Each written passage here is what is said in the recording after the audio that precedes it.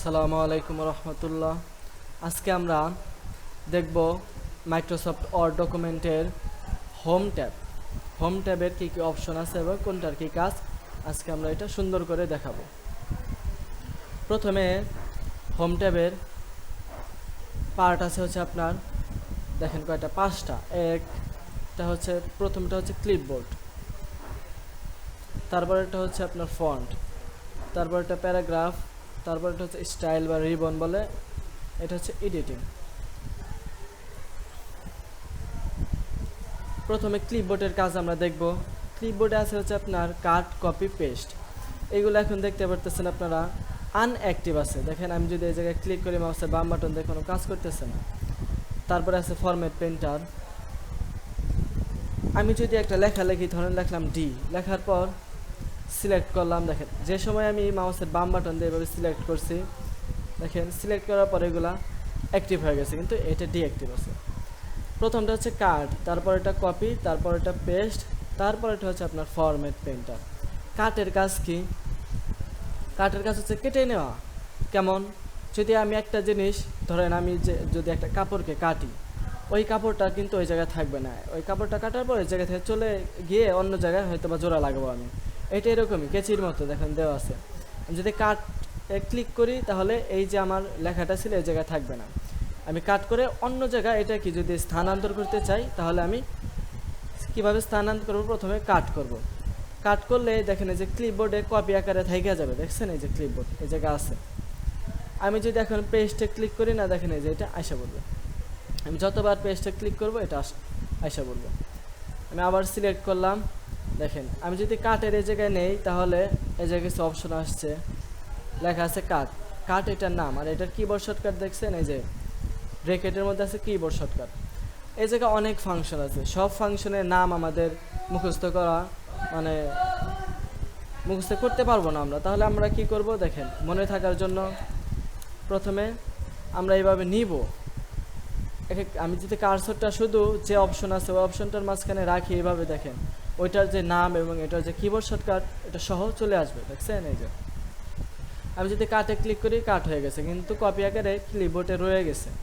আমি যদি এখন এটা ইন্টার চাইপে একটু নিচে যাই, যাওয়ার পরে পেস্ট করে দিয়ে, দেখছেন পেস্ট হয়ে গেছে। এই কাটের কিবোর্ড শর্টকাট হচ্ছে কন্ট্রোল এক্স, আর পেস্টের কিবোর্ড শর্টকাট হচ্ছে কন্ট্রোল ভি। আচ্ছা, তারপরে আসি হচ্ছে কপি। কপির কাজ কি? কপি হচ্ছে ও দুই জায়গায় থাকবে। এই জায়গায় থাকবে, আমি যদি এখন কপি করি, দেখেন এই জায়গায় আছে। আমি যদি নিচে নেই, একটু ইন্টার নিয়ে নিচে দিয়ে পেস্ট করি, দেখছেন ও দুই জায়গায় আছে, এই জায়গায় আছে, এই জায়গায় আছে। আর কাট হচ্ছে কাট করলে ও ওই জায়গায় থাকবে না, অন্য জায়গায় নিয়ে আবার পেস্ট করতে হবে, অথবা কাট করার পর আবার ওই জায়গায় আপনি পেস্ট করতে পারবেন। এটা হচ্ছে কাট, কপি, পেস্টের কাজ। কপি হচ্ছে কপির কিবোর্ড শর্টকাট হচ্ছে কন্ট্রোল+C। কন্ট্রোল+C দিলে কি হবে? কপি হয়ে যাবে। আর পেস্টের কিবোর্ড শর্টকাট হচ্ছে কন্ট্রোল+V। দেখেন আমি কপি করলাম, ইন্টার চেপে নিচে এসে যদি কন্ট্রোল+V দিয়ে পেস্ট করি, পেস্ট হয়ে যাইতেছে। দেখছেন পেস্ট হয়ে যাবে। আচ্ছা, তারপরে হচ্ছে ফরম্যাট পেন্টার। ফরম্যাট পেন্টারের কাজ কি? ফরম্যাট পেন্টারের কাজটা খুব মজার কাজ। আমি এই জায়গায় ধরে লিখলাম দি, লেখার পর আমি একটু বড় করলাম, ইনক্রিজ ফন্ট দিয়ে বোল্ড করলাম, একটা কালার দিলাম। দেখেন দেওয়ার পর আমি যদি এই জায়গায় সিলেক্ট করি, করার পর আমি ফরম্যাট পেন্টারে ক্লিক করি, দেখেন এই যে একটা ব্রাশের মতো আসছে। আসার পর আমি যদি এইরকম করে একটু করে টান দিই, দেখেন এই নামটার মানে এই যে একটা হচ্ছে ওয়ার্ড, এই ওয়ার্ডের মতো এই ওয়ার্ডটা হয়ে যাবে, এবং এটার যে সাইজ, কালার সব হুবহু হয়ে যাবে। আমি আবার সিলেক্ট করার পরে প্রথমে সিলেক্ট করবেন, তারপরে আপনি ফরম্যাট পেন্টারে ক্লিক করবেন, করার পর এইভাবে আপনি শুধু টান দিবেন। দেখছেন এটার যে সাইজ 20, এটার সাইজ 24, সাইজ এবং এটার যে কালারটা হুবহু এক হয়ে যাবে। দেখেন ফরম্যাট পেন্টার এবং কাট, কপি, পেস্টের কাজ আমরা দেখলাম। এরপরে দেখবো হচ্ছে ফন্ট। দেখেন ফন্টের এই জায়গায় প্রথমে আছে হচ্ছে ক্লিপবোর্ড, প্রথমে আছে হচ্ছে font size, increase font, decrease font, sentence case বা change case, clear formatting, bold, italic, underline, strikethrough, subscript, superscript, text highlight, এটা হচ্ছে টেক্সট হাইলাইট কালার, এটা টেক্সট কালার। প্রথমটা কি, আমি সবটি কন্ট্রোল এ চাপে সিলেক্ট করে কেটে দিলাম। প্রথমে লিখি দি। দেখেন আমি প্রথমটা দেখাতেছি ফন্ট কিভাবে চেঞ্জ করে। এইটা ফন্ট আছে হচ্ছে ক্যালিব্রি বডি, আপনারা দেখতে পাচ্ছেন। এই ফন্টের নাম হচ্ছে ক্যালিব্রি বডি। আমাকে যদি কোনো কাস্টমার বলে ভাইয়া আমার এই ফন্টটা হচ্ছে টাইমস নিউ রোমানে দেন, তাহলে আমি কি করব, এই জায়গায় যাব, এই যে ড্রপ ডাউনের মতো এই জায়গায় বামে ক্লিক করার পরে দেখেন এই জায়গায় আছে টাইমস নিউ রোমান। আমি এই জায়গায় যদি এখন ক্লিক করি, দেখছেন এই ফন্টটা পরিবর্তন হয়ে গেছে, চেঞ্জ হয়ে গেছে। অথবা আমি যদি খুঁজে না পাই, তাহলে আমি এই জায়গায় সার্চ দিব টাইমস, এটা কেটে দেওয়ার পর আমি দেখাই এখন এই জায়গায় আমি সার্চ দিব টাইমস। ওই দেখেন যদি আমার ফন্টটা নামানো থাকে তাহলে এসে বলবে, দেখেন এসে বলছে টাইমস নিউ রোমান। এভাবে ফন্ট চেঞ্জ করতে পারবেন। অনেক ফন্ট আছে, ঠিক আছে, আপনাদের যে ফন্ট কাস্টমারে চায় ওই ফন্ট দিয়ে আপনি কাজ করে দেবেন। তারপরে আসি হচ্ছে ফন্ট সাইজ, যে আপনি যে একটা ফন্ট নেবেন, ফন্ট নেওয়ার পরে ফন্টটা কোন সাইজে আপনি রাখবেন, ওটা কোন সাইজে প্রিন্ট করবেন, এটা হচ্ছে আপনার ব্যক্তিগত বা কাস্টমারের ব্যাপার। দেখেন এই জায়গা থেকে আপনি ফন্ট সাইজ করতে পারেন। সর্বোচ্চ আছে এই জায়গায় 72, আপনার দরকার 100, তাহলে কি করবেন, সিলেক্ট করবেন, করার পরে ইনক্রিজ ফন্টে ক্লিক করলে 100 আনতে পারবেন, অথবা এই জায়গায় গিয়ে আপনি লিখতে পারবেন টাইপ করে।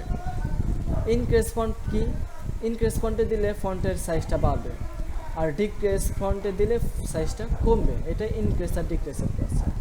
তারপরে বোল্ড করলে কি হবে, বোল্ড করলে লেখাটা একটু মোটা হবে।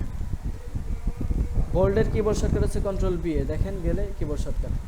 আমি যদি আবার বোল্ডে ক্লিক করি, লেখাটা চিকন হয়ে গেছে। তারপরে আছে ইটালিক, ইটালিকে দিলে কি হবে, দেখেন লেখাটা একটু বাঁকা হবে। আবার ইটালিকে দিলে লেখাটা ছেড়ে যাবে। সিলেক্ট অবস্থায় মনে রাখবেন সিলেক্ট করতে হবে, তাছাড়া কিন্তু হবে না। একবার দিলাম ইটালিক হলো, আবার দিলাম ছেড়ে দিল, বুঝছেন। তারপরে আসে হচ্ছে আন্ডারলাইন, আন্ডারলাইন দিলে নিচে একটা আন্ডারলাইন করবে। অনেক সময় এরকম হয় না, ধরেন আমি লিখলাম হচ্ছে বায়ো ডাটা, লেখার পর ইনক্রিজ ফন্ট ডিক্রিজ ফন্টে ক্লিক করে একটু ছোটো করে দিলাম। দেখেন এরকম আন্ডারলাইন দিতে হয়, বা অনেক ক্ষেত্রে দিতে হয়, আপনি এই জায়গা থেকে আন্ডারলাইন দিতে পারবেন। তারপরে আসি হচ্ছে স্ট্রাইক থ্রো। স্ট্রাইক থ্রোর কাজ কি, সেটা হচ্ছে মাঝখান দিয়ে একটা দাড়ি পড়বে। দেখেন আমি যদি এভাবে ক্লিক করে দেখছেন মাঝখানে একটা দাড়ি পড়ে গেছে। তারপরে আসে হচ্ছে সাবস্ক্রিপ্ট, সুপারস্ক্রিপ্ট, এগুলো মূলত ওই ইকুয়েশনের কাজ। যেমন আমি এ লিখলাম, স্কোয়ার দিব, তাহলে কি করব, এই দেখেন আমি সুপারস্ক্রিপ্টে ক্লিক করব, ক্লিক করার পর 2 দিলাম স্কোয়ার, আবার এটা ছাড়াই দিলাম, ছাড়ার পর ধরেন আমি আবার এই লিখলাম, নিচে আমি 2 দিব, এই দেখেন সাবস্ক্রিপ্টে ক্লিক করার পরে 2 হয়েছে। দেখেন এইভাবে আপনি এই কাজগুলো করতে পারবেন।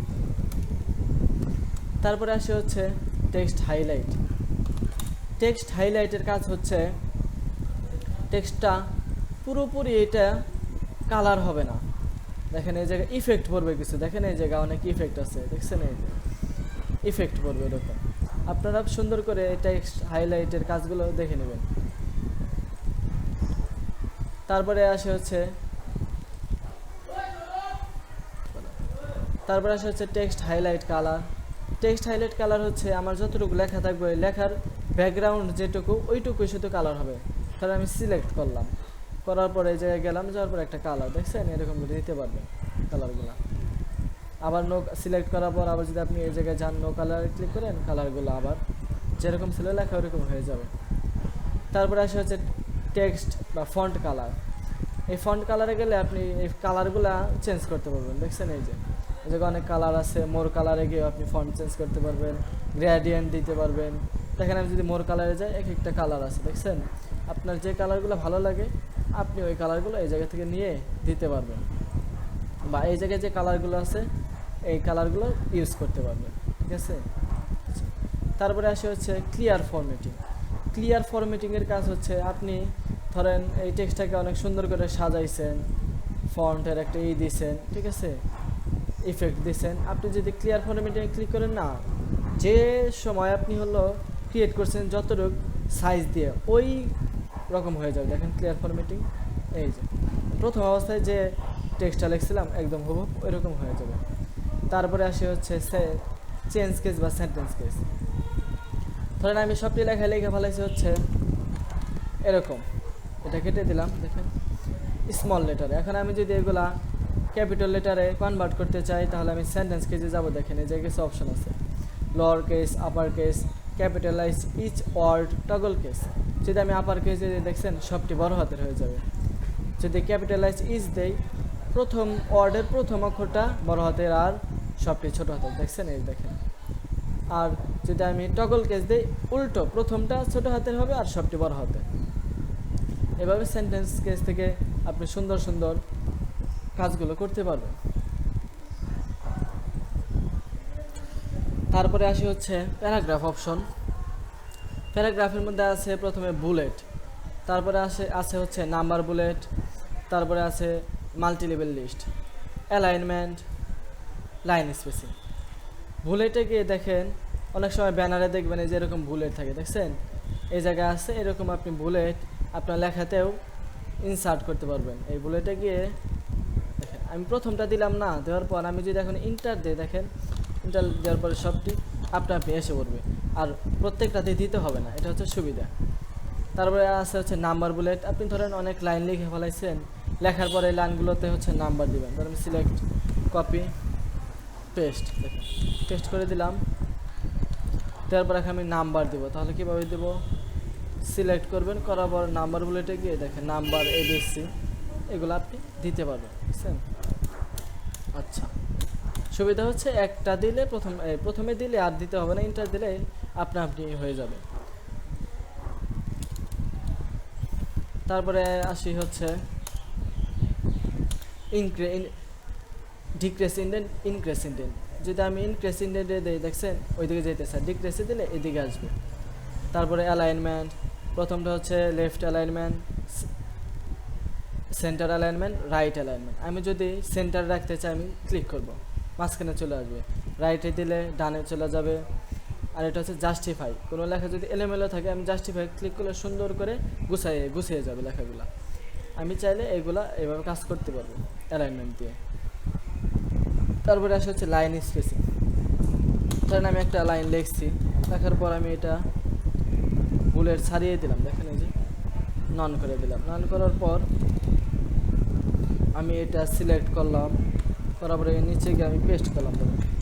পেস্ট করার পর দেখেন এই যে মাঝখানে যে একটা স্পেসিং দেখতে পারতেছেন আপনারা, এই মাঝখানে এইটা হচ্ছে মূলত লাইন স্পেসিং। যদি মনে হয় যে না এই মাঝখানে লাইন স্পেসিংটা বেশি, তাহলে আপনারা সিলেক্ট করবেন, যেটুকু লেখা ওইটুকু সিলেক্ট করবেন। করার পর এই যে ড্রপ ডাউনের মতো এরকম এই জায়গায় ক্লিক করবেন। ক্লিক করার পর কিছু অপশন আপনারা দেখতে পারতেছেন, পয়েন্ট, যে কত পয়েন্ট আপনি এইটা রাখতে চান। ধরেন 1.0, 1.15 কমাইতে চান না বাড়াইতে চান, এই জায়গায় যাবেন। যদি আপনি রিমুভ স্পেসে দেন তাহলে স্পেসটা একদম সঠিক হয়ে যাবে। চাইলে আপনি হচ্ছে কমও করতে পারবেন, 1.0, 1.15 এগুলো আস্তে আস্তে বাড়বে আর এগুলো আস্তে আস্তে কমবে, ঠিক আছে। আপনি এইভাবে কাজগুলো করতে পারবেন, লাইন স্পেসিং বা দূরত্বটা কমায় আনতে পারবেন। তারপরে আসে হচ্ছে ফিল বা শেডিং। শেডিংটা কি, ধরেন আমার এর আগে দেখছিলাম হচ্ছে টেক্সট হাইলাইট, আর শেডিংটা হচ্ছে ধরেন আমার এই লেখা যেটুকু থাকবে বা কার্সরটা যে জায়গায় থাকবে ওই পুরো লাইনটাই কালার হয়ে যাবে। দেখেন আমি যদি শেডিংয়ে যাই, দেখছেন প্রিভিউ দেখতে পারতেছেন পুরা যে আমার লাইনটা, ওই লাইনটাই কালার হয়ে যাবে। আমি যদি ফন্টের সাইজটা এখন কমাই, দেখেন এই যে কালার ছিল কালারের এটা কমে যাবে, দেখছেন এই যে সাইজটা কমে যাবে। ফন্টের সাইজ বাড়ালে কালারের সাইজটা বাড়বে। এবার আমরা কাজগুলো করতে পারবো। এগুলো হচ্ছে বর্ডার, ঠিক আছে। বর্ডারের কাজ আপনি চাইলে উপরে নিচে এগুলো এইভাবে বর্ডার দিতে পারবেন, অল বর্ডার। তারপরে আছে ribbon by style. Ribbon by স্টাইলের কাজ হচ্ছে আপনি চাইলে এই জায়গা থেকে যে স্টাইলগুলো আছে নিতে পারবেন, অথবা আপনি একটা স্টাইল ক্রিয়েট করতে পারবেন নিজের থেকে।